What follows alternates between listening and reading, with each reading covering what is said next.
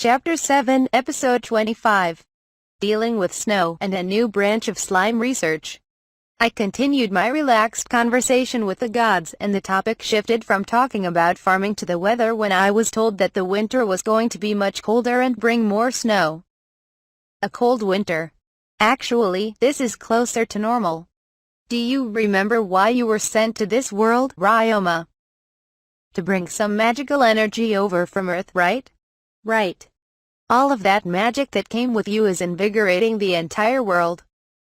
It's like a malnourished person getting a good meal, Kufo said. The climate is ever-changing anyway. Always keeping balance with various elements. The seasons will just be a bit more articulated, Fernobelia added.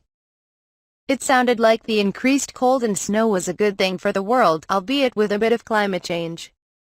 Considering that's coming from the gods, us humans would have to prepare well for the winter. I guess it could be serious for humans. It shouldn't be an immediate issue as long as you've prepped for winter at all, but you can never be too careful. Kira Lul and Lulutia confirmed my concerns. I've been meaning to say this, but there's some gaps or discrepancies in the knowledge you gave me on my way into this world, I said, and the three gods who had guided me across the worlds gave me an apologetic look. I don't blame you guys for it.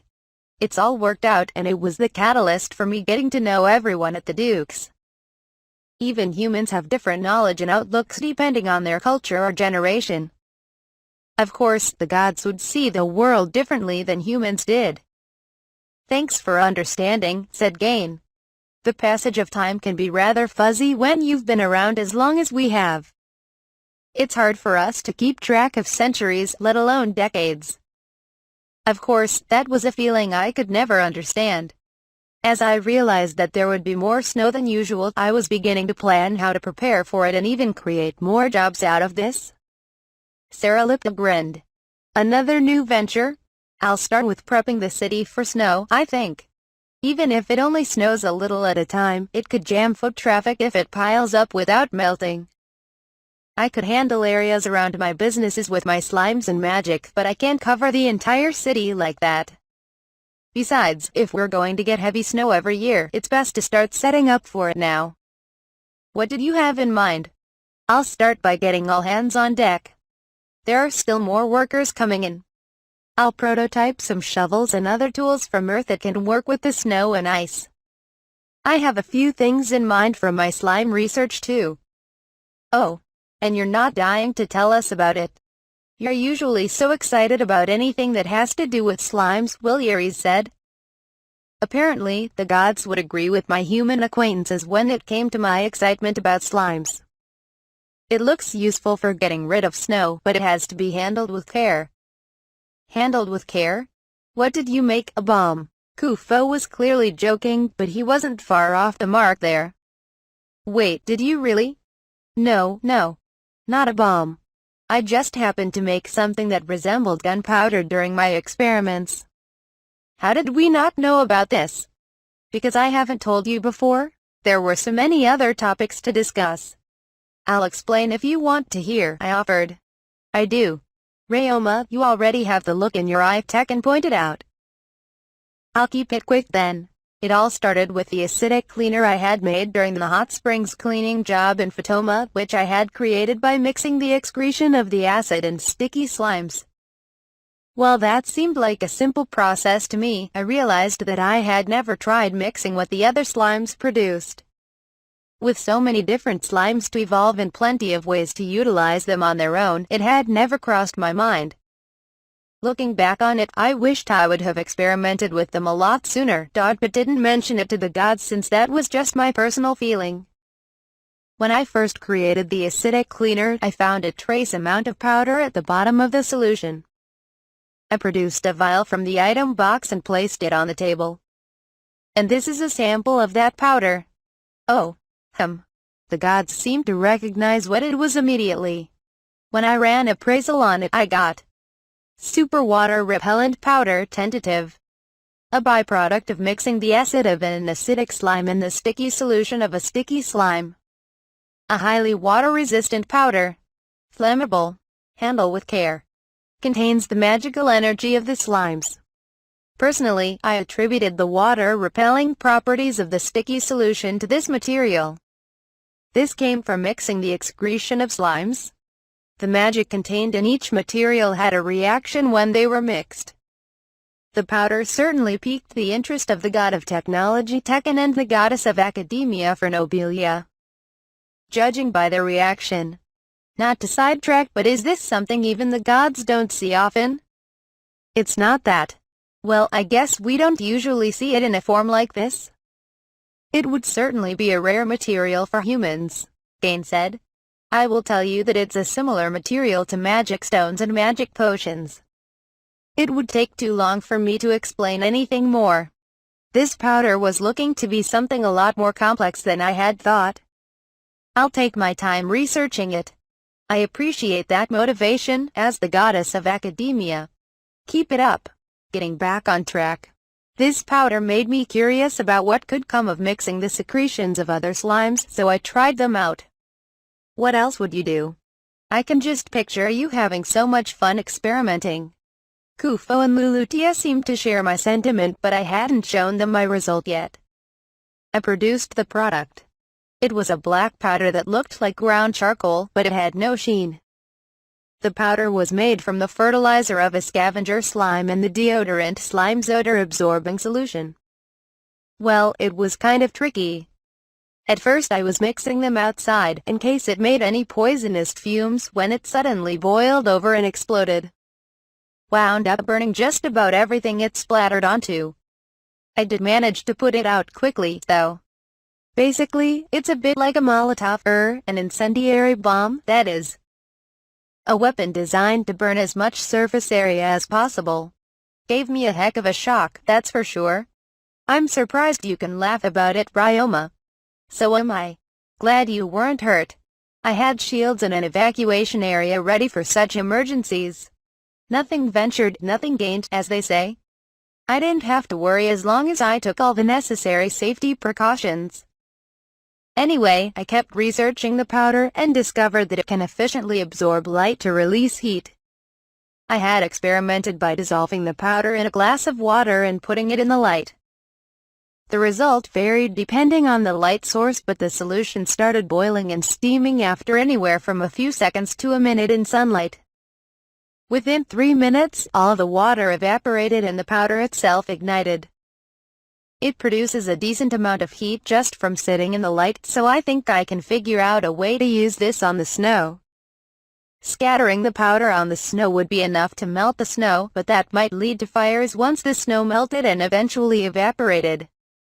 It would be much safer to use the standard ground charcoal, which should produce decent results safely if combined with magic. This new powder, however, could be a game changer as long as I made sure it was safe.